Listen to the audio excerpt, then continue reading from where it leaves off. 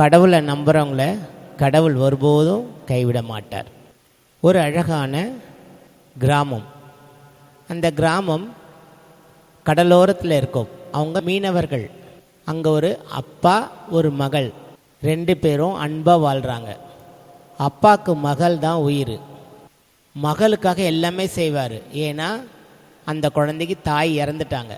அவங்க அப்பா தன்னுடைய மகளுக்காகவே வாழ்கிறாரு. மகள்னா அத்தனை உயிர். மகளுக்கு பார்த்து பார்த்து செய்வார். எல்லாரும் கடலம்மாவை அழகாக கொண்டாடுவாங்க. கடலம்மா கடலம்மா ஆட்டம் போடும் கடலம்மா, வலை வீசு வலை வீசு, அப்படி சந்தோஷமாக இருக்கிற ஒரு கிராமம். ஆனால் மீன் பிடிச்சி தான் வாழ்க்கையை ஓட்டணும் அவங்க. அந்த குழந்தைக்காக அவர் போவார், மீன் பிடிப்பார், வந்து அதை விற்று குழந்தைக்கு நகை எல்லாமே சேர்த்து வைப்பார். ஒரு அழகான ஒரு சின்ன வீடும் கட்டிடுவார் தன்னுடைய பெண் குழந்தைக்காக. தன் பெண் குழந்தைய மகாராணி மாதிரி அவர் பார்த்துக்குவார்.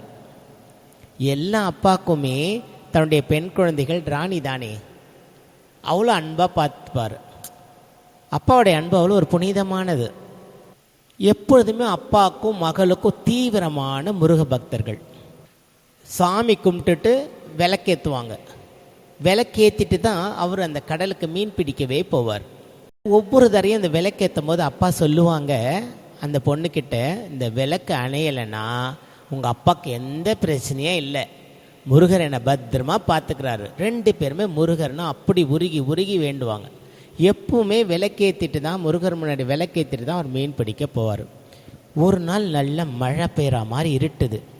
அப்பா இன்னைக்கு நீங்கள் போகாதீங்கப்பா, நம்மளுக்கு மழை வர அதிகமாக வராமல் இருக்குது, வேணாம்ப்பான்னு சொன்னோன்னே, இல்லைம்மா நல்லவனுக்காக கல்யாணம் பண்ணி கொடுக்கணும், இன்னும் நகைலாம் சேர்க்கணும்.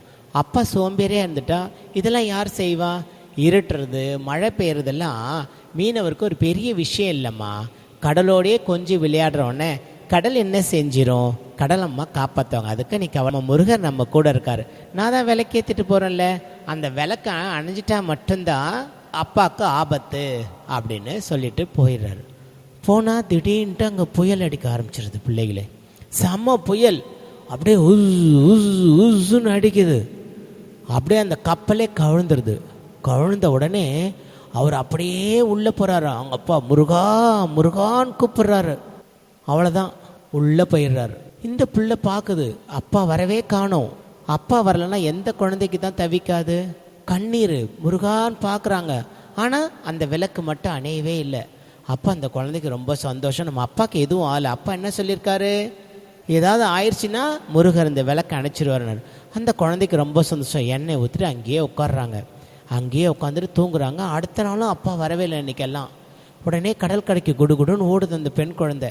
பெண் குழந்தை ஓடன உடனே காத்துக்கிட்டே இருக்கு, அப்பா வருவாரா அப்பா வருவாரா அப்பா வருவாரான்னு காத்துக்கிட்டே இருக்கு. வரவே இல்லை. கண்ணில் கண்ணீர். அப்படியே இருட்டாயிடுது. அங்கே பார்த்தா யாருமே இல்லை. அச்சச்சோ இருட்டாச்சுன்னு பார்த்தா 2 திருட்டு பயல்க அந்த பிள்ளையுடைய நகையை கொள்ளை அடிக்கிறதுக்கு ஓடி வரானுங்க.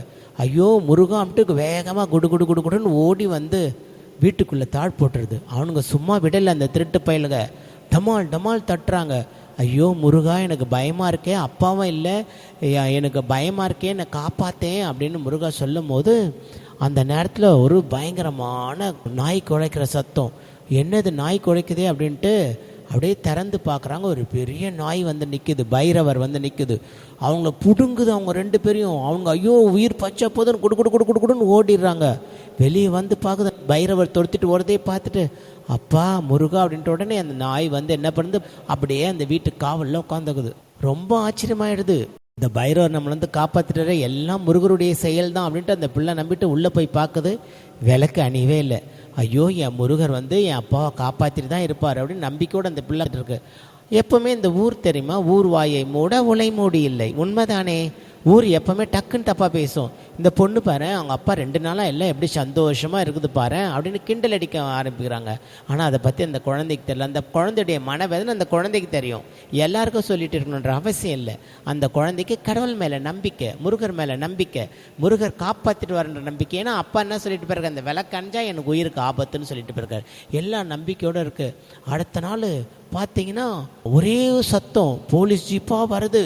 அப்படியே எல்லாரும் பயந்து ஓடுறாங்க. இந்த பிள்ளையும் பயந்து ஓடுது, என்னாச்சோ ஏதாச்சோ அப்படின்னு பார்த்தா அவங்க அப்பா அந்த ஜீப்லேருந்து இறங்குறாரு. ஓடி போய் கட்டி பிடிச்சி அப்பான்னு தேம்பி தேம்பி எழுது. என்னப்பா ஆச்சு, உங்களை 3 நாளாக காணவே இல்லையே. ஒன்றும் இல்லைம்மா, நான் போகும்போது புயல் அண்ணே கப்பல் கவிழ்ந்துருச்சு, நானும் நீச்சல் அடிச்சு பார்க்குற முடியல, அப்படியே மூர்ச்சியாகி கீழே போனேன். அப்போது முருகா நீ தான் என்னை காப்பாற்றணும் அப்படின்னு சொல்லிட்டு அப்படியே போகும்போது என்னை ஒரு கையை அப்படியே பிடிச்சி மேலே கூட்டு போச்சுமா. கூட்டு போயிட்ட உடனே அங்கே இருந்தவங்க அந்த காவல் படையெல்லாம் இருந்தாங்க ரோந்து பணியில், அந்த கப்பலில் ஏறி நாங்கள் எல்லாம் தப்பிச்சோம், எங்களை எல்லாரையும் சாமி காப்பாற்றிட்டாரு அப்படின்னு சொன்ன உடனே அந்த பொண்ணு கட்டி பிடிச்சிட்டு, அப்பா உங்களுக்கு தெரியுமாப்பா, திருடனுங்க 2 பேர் நகைலாம் பிடுங்க ஓடி வந்தாங்க, கால பைரவர் தான்ப்பா என்னை வந்து காப்பாற்றினாரு, வாங்கப்பா அவரை காட்டுறேன்ட்டு வீட்டுக்கு கூப்பிட்டு போனால் அந்த பைரவரே அங்கே இல்லை. 2 பேருக்கும் கண்ணீர். என்னை வந்து காப்பாற்றுறது பைரவர் வீட்டில் வந்து காப்பாற்று என் முருகரா அப்படின்னு சொல்லிட்டு 2 பேரும் சாமியை மனமுருக வேண்டுறாங்க. கற்பனை என்றாலும் கற்சிலை என்றாலும் கந்தனே உன்னை மறவேன், நீ கற்பனை என்றாலும் கற்சிலை என்றாலும் கந்தனே உன்னை மறவேன், நிற்பதும் நடப்பதும் நின் செயலாலே, நினைப்பதும் நிகழ்வதும் நின் செயலாலே. எப்படி மன உருகி முருகரை பாடி, முருகா எப்பொழுதும் எங்களை காப்பாற்றுன்னு 2 பேரும் ஆனந்த கண்ணீர் வடிக்கிறாங்க. உண்மையான அன்பாக இருக்கிற பிள்ளைகளுக்கு தெய்வம் எப்பொழுதுமே துணையாக இருக்கும். உண்மையாகவே அப்பா அம்மாவுக்கு துரோகம் செய்யாத பிள்ளைகளுக்கு தெய்வம் எப்பவுமே துணை இருக்கும். நேர்மையாக இருக்கிற பிள்ளைகளுக்கு கடவுள் சோதிக்கவும் மாட்டார், கைவிடவும் மாட்டார். அதை ஞாபகம் வச்சுங்க. ஸோ நீங்கள் நல்லவங்களாக இருங்க, கண்டிப்பாக சாமி உங்க கூட இருப்பார். Take care. May Lord Muruga bless you. I love you all.